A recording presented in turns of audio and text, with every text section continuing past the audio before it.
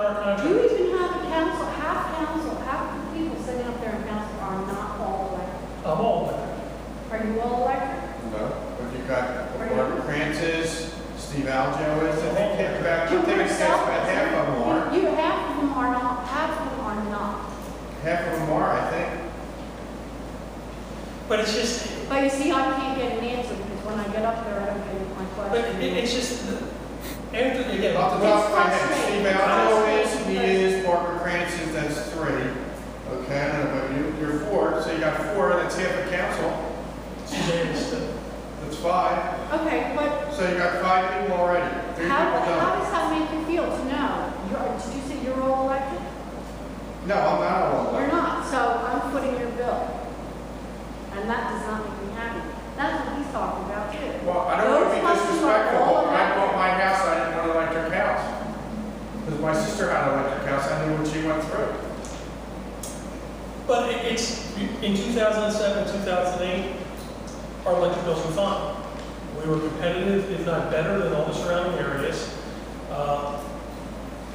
But that's not And the with point. better service. The point is half of my electric bill goes to the borough. Half. And I can do nothing about that. That is enough for me. I would pay taxes. That I could pay a tax that would amount to that same amount. And I could write it off. Why would I not? But if do once that? this, and what I'm saying is, I know it's Just hard to because bite it's the going bullet to hit the until, people that are gas, then they're going to have to start paying. but it would bite the bullet for the next couple of years, unfortunately. Then our electric rates come back down, and then we have the advantage of buying from a smart contract and then passing on the savings, and the borough still gets the fund its services. But what you should do then is when you pass the savings down, you pass them on down to people who are all electric, not the people who are gas, because they're not deserving of it as those of us who are. We've talked about it, and it's come up before, discounts for all electric households. The way that the rate structure is And it's a right tiered now, rate structure. residents who use more electric to get a discount on their electric. Where is that? Where can It's I see that? It's on your bill. Now, how do I see that I'm all electric and what I pay is different than somebody else? It's a usage. It is on usage, so on your electric bill, you'll see that the first 200 kilowatt hours is billed at one rate, and then the second 800 is billed at a second rate, and then anything over 1,000 kilowatt hours is billed at a third rate. And you'll see, as you use more, as you get higher up the tier, then the electric rates actually drop. So the first 200 kilowatt hours is the most expensive, the second 800 is a little bit less, and then anything over 1,000 is the lowest rate. So as an electric house, it's anticipated that you're going to use more electric, you'll be in that third tier, and you'll be able to take advantage of that reduced rate for your electric over 1,000, whereas people who don't have an electric home, a lot of times I think on average, they usually don't make it to the third tier.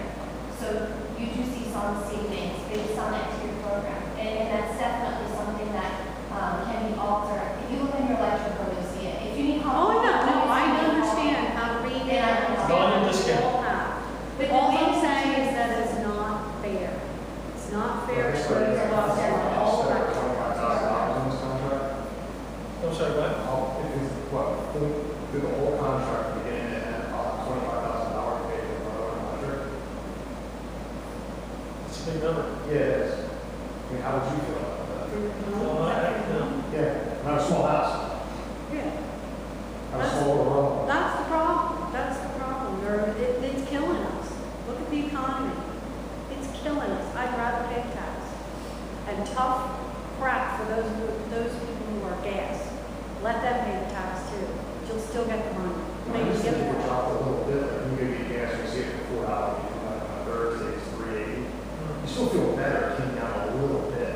It still catches the eye. It creates a little bit of goodwill. Well, again, as our finance director told you, it just takes, even to make a small bid, as you're looking at $500,000 and up. But dude, how did they sign the extension on that contract? 2-year extension. On the first one, they signed 2 years again. Why did they sign a 2-year after, if there was no reason to do that? Well, I wish I knew. That was actually. The extension intention was to get the rate down in earlier years. You may not feel you're doing that, but there was an actual reduction. But we didn't see. Yeah, that's Well, you saw it, but it's still high. But it wasn't passed down to the consumer. We actually had some additional charges that are not regulated through the contract. And Dan has explained this at past meetings, and he's more of an expert on it than I am. That went skyrocketing, and they're based on 3-year auctions that happen. It gets very detailed, which Dan has explained very well. And those charges ended up going a lot higher than what our consultants had anticipated them being. So that contract, the 2-year extension, actually helped us levelize, so we keep our budget very close to the same as what we had thought it would be. Whereas without having that and without being able to lower our full sites that we were going at, without that 2-year contract, then we wouldn't have been able to absorb those costs. But again, Dan has We said that. never saw a change as consumers. We never saw it. That's what I'm saying. And that's what we saw. Well, the question that you're asking is one that when rates were low, it didn't come up. Then when rates went up, unfortunately, we got locked into a longer-term contract. Obviously, it was much more significant to those who use more electric, such as yourself, and all the other home. I personally think it is a good debate to have. How much should be in the electric, and should there be more on the taxes? That's me personally, okay? So part of the question to council and Ms. Joseph. Yeah. I mean, and I've talked to Joe about this before. I mean, I think that debate is a legitimate debate. You can't change any big numbers overnight, but you can make some inroads, and maybe this is a good year to talk about that. But I believe the contract has another year yet, Joe, 2013. That was 2 years. Yes, 2016. Oh, 15, okay. I thought we had just one more year. Yeah, I wish you had one more. It's a 5-year. Yeah. It was a 5-year contract with a 2-year extension. That's not, How come there's no disclaimer to new residents moving into the area that they're gonna fall victim to borough electric? Because I'll tell you right now, I'm in the market for real estate, and when I click on various ones online, if you look in Perkasie Borough, it boasts low real estate taxes, but they don't tell you there's basically a bait and switch going on. Come here for our low property taxes, but we're not gonna tell you that all your revenue comes from the electric. so You put money, might be able to afford to buy a house within the borough, but if you're getting a $500 electric bill, is that going to fit your budget? And do we want another foreclosed home with grass this high within our borough? I mean, it's basically bait and switch to me. I moved here just over 3 years ago when rates were just starting to change. And, I figured I could afford it. I didn't know I was going to be a victim to borough electric. Boy, did I feel the impact as, our rates transition. There's no warning, there's no disclaimer. You're just stuck with it. And you know what? Buying a home is probably the big purchase that most anybody's going to make. Can you afford to move somewhere, find out you can't afford it, and take your family and start over somewhere? There's no disclaimer. There's no disclaimer. well, as the mayor said, it is a legitimate argument. Do we, raise the taxes and levy that against what we collect as electric revenue? That is a valid argument. I mean, it's something to be discussed. I want to caution people, and I've had this discussion with some people, what we don't want to do is get rid of the electric department, because come 2015, I thought it was 14, sorry, Joe. Come 2015, again, if everything is equal, electric rates are going to go down. And then I think there's some significant numbers out there where we will be back into a position, hopefully, with the help of the consultant, we will be able to level that out and be back into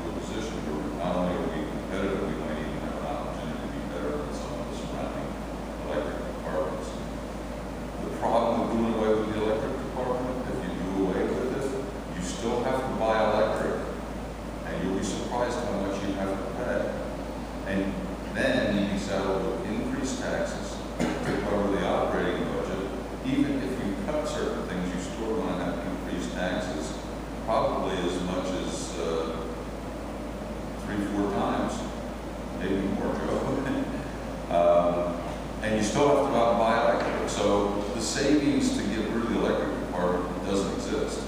However, the debate as to how much people should pay in taxes versus electric is the debate that we need to have, I think. And I'll say, as somebody that is all electric, that's one of the things that I ran to get elected with, is that, we've got a serious problem with the electric rates, but I will say the solution is not to get rid of the electric department, get out of the electric business, because if our rates were low, we wouldn't be having this discussion. But, the solution, I think, is to, I think that we have a little bit of a spending problem. I don't think that we, realize the times that we're in, and I think we need to get, some of our priorities, in place. And I think we need to, like I said, we need to get serious about cutting our spending and get a little bit more realistic with our budget of times. And, hopefully we can, like Joe said, it's not a significant debt. It's $500,000. I believe was last year they cut 300,000. Was it? That was the number that was portrayed in the papers. Another 200,000 out of the budget should be a piece of cake. And that's without cutting any services to residents. But I would like to see. Right, I would like to see. If he wants to keep the electric company, then let us pay that whole. Well, you have to understand. It's not saving us anything. You have to, and again, we wouldn't be at this point if our electric rates hadn't gone up. But you've got to look at some of the benefits. I mean, we don't rarely ever lose electric. The second thing is, they go out and do our plowing. They go around and do our shipping. They do a lot of other services here in the borough that we would have to contract out, so that's money that has to be spent as well. So, you got to look at the overall duties of the electric department. It's not just to work with electric, they do a lot of other things as well. So, again, I think that the solution to the problem is that we need to do some serious, we need to set ourselves a goal and work towards that. And, I think we owe it to the public and to the businesses. And I think that's the big elephant in the room as well when you're talking about, economic development. There's been a couple of business owners that said, I would like to set up a shop here, but I'm not going to, because of the electric rates. I require this much electric because everything in my business is involved, around electric. I think that would help out tremendously with economic development as well. We might have be able to find some money left over to replace some businesses to come in here, and it would just be better all the way around if we really got serious about cutting our budget and set ourselves a goal as a council. And just one last comment from what the mayor said. I didn't, you said that everything was fine until the rates went up, and then everybody had a problem. Well, basically, I didn't even realize what was actually going on until the rates went up, and then I went, wait a minute, almost half of my electric bill is going into the revenue for the borough, and that's what got me. Because my electric would have stayed low. So, okay, there's two other things I would like to mention before I go. Advertisement is very poor in this community. It's very poor. For the meetings, for this meeting, you have elderly sitting at home with no computers. You're putting stuff online. You'll never see it. There's little tiny blurbs of stuff on the electric bill.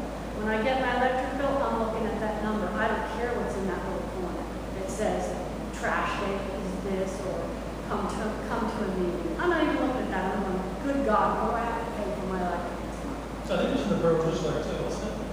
And we also And do you're- have marquees around town, in the parks, the Yeah.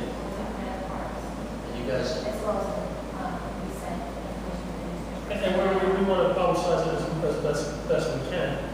So, If those you are have any the days. questions on these that you think that you have neighbors say that they would like to receive news this way, we're also starting with the e-newsletter, but you said that, a lot of people don't want it online.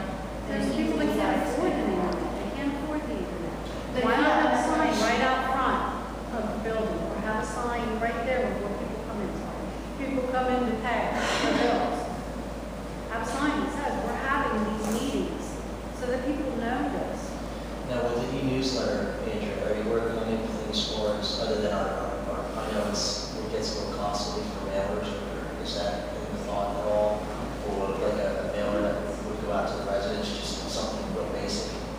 Well, that's why we reduced